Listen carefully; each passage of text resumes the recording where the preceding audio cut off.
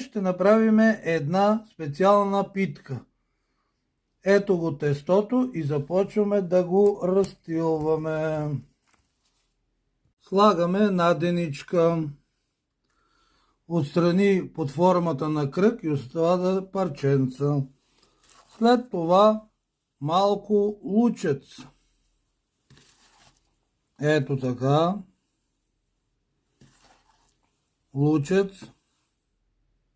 След това настъргана ябълка. Разнася се.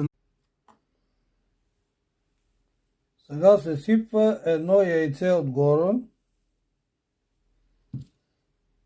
Слагаме в фраер до готовност. Се пече. Ето как изглежда готовата питка вече.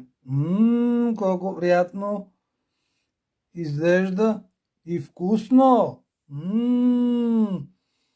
Да ви е сладко!